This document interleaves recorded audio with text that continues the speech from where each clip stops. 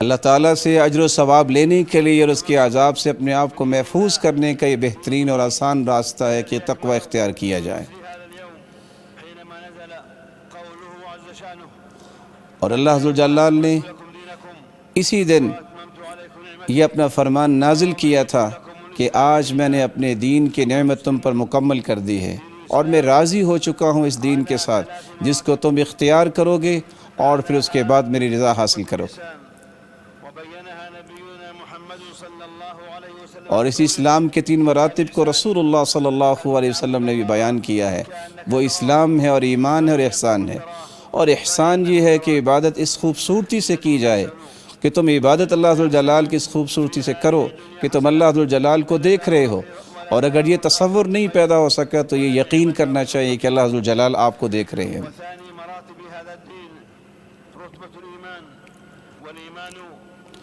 ایمان کا ایک مرتبہ تو یہ تھا، اور دوسرا مرتبہ ایمان بھی ہے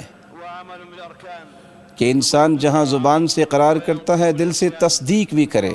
اور پھر عمل سے یہ ثابت کرے کہ میں واقعتاً اپنے رب کے ساتھ ایمان رکھتا ہوں۔ رسول اللہ صلی اللہ علیہ وسلم نے اسے فرمایا تھا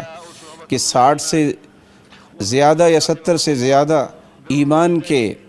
حصے ہیں، ان میں سے سب سے ادنا یہ ہے کہ انسان راستے سے برائی یا تکلیف دہ چیز کو دور کرے، اور افضل یہ ہے کہ لا الہ الا اللہ اور اس کے تقاضوں کو پورا کرے۔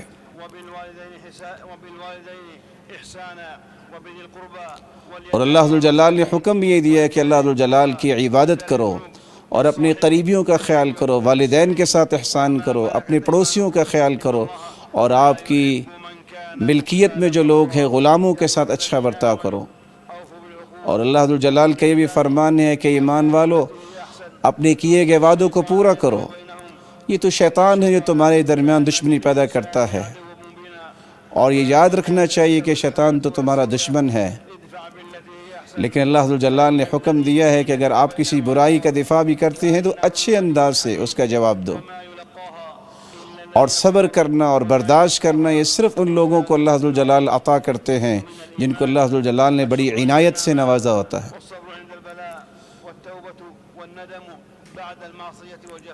اور یہی ایک ایمان ہے کہ انسان اپنی تکلیفوں پہ صبر کرے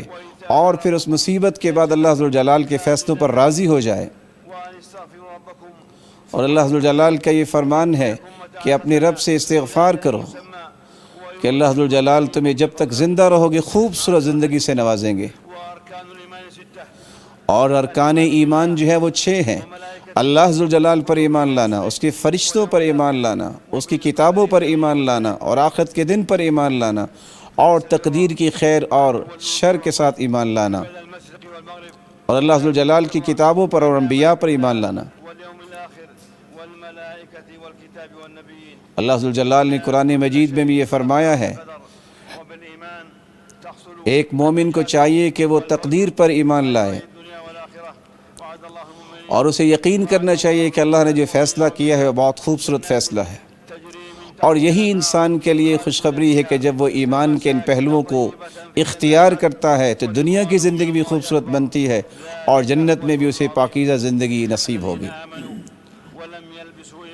لیکن اس کے لیے ضروری یہ ہے کہ اپنے ایمان میں کوئی آمیزش نہ کرے، جیسا کہ اللہ عز و جلال کا فرمان ہے کہ جو ایمان لائے اور ان نے شرک کی آمیزش نہیں کی یہی لوگ امن والے ہیں اور یہی ہدایت والے ہیں۔ امن بھی اللہ عز و جلال انہیں عطا کرتے ہیں۔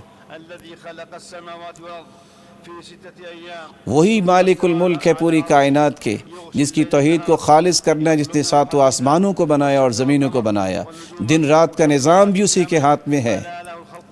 اور ساری کی ساری دنیا کے معاملات اسی کے ہاتھ میں ہیں، اور اسی کا ہی فیصلہ نافذ ہوگا، اسی کا امر ہی نافذ ہوتا ہے۔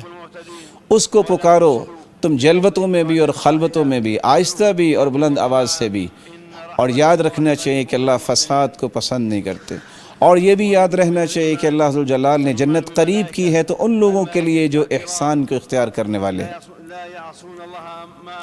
اور اللہ عز و جلال نے فرشتے تو ایسے بنائے ہیں جو اللہ عز و جلال کے ہر امر کو پورا کرتے ہیں اور کبھی بھی نافرمانی اللہ عز و جلال کی نہیں کرتے،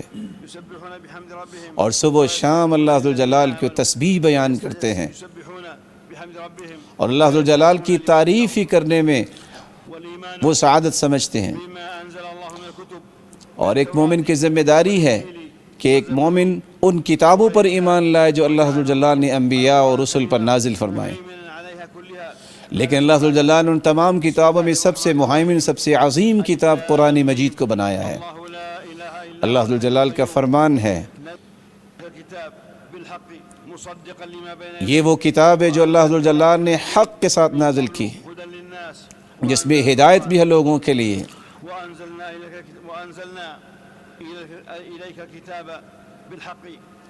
اور اللہ عز و جل نے اس کتاب کو حق کے ساتھ نازل کیا ہے جو تصدیق کرنے والی ہے اس سے پہلی کتابوں میں جو کچھ اللہ نے اتارا۔ اور اللہ عز و جل کے رسولوں کے ساتھ ایمان لانا یہ بھی ایمان کا ایک حصہ ہے اور رکن ہے۔ اور اس بات پر بھی ہمیں ایمان لانا ہے کہ جو انبیاء اور رسول شریعتیں لے کے آئی ہیں وہ برحق ہیں، وہ تمام شریعتیں اللہ عز و جل کا وہ قانون ہے جو قوم کو جس کی روشنی میں اپنی زندگی کے زاویوں کو درست کرنا ہے۔ اور اللہ عز و جل فرماتے ہیں جو لوگ رسولوں کی بات کو نہیں مانتے ایسے مجرموں سے ہم انتقام لیا کرتے ہیں۔ اور آخرت کے دن پر ایمان لانا بھی یہ ارکان ایمان میں سے ہے۔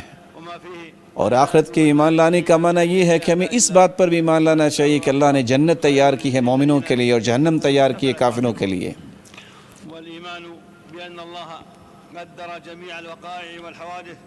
اور تقدیر کا معنی یہ ہے کہ اللہ عز و جل نے اپنے وسیع علم کی روشنی میں پوری کائنات کے لیے تقدیریں اور اندازے لگائے ہیں کہ کیا ہوگا اور کیسے ہوگا، یہ صرف اللہ عز و جل کے علم میں ہے۔ اللہ عز و جل نے ہر چیز کا ایک اندازہ لگایا ہے اور وہی اندازہ سچا ہے۔ اور اللہ عز و جل کے اندازوں پر ایمان لانے کا معنی یہ ہے کہ یہ اللہ عز و جل سے ہی سچی محبت کرنے والا ہے، اور اللہ عز و جل کے اس فیصلے کو قبول کرنا ہی اصل ایمان ہے۔ اور ایمان کی روح بھی یہ ہے کہ انسان تقدیر کو خوشی سے قبول کرے۔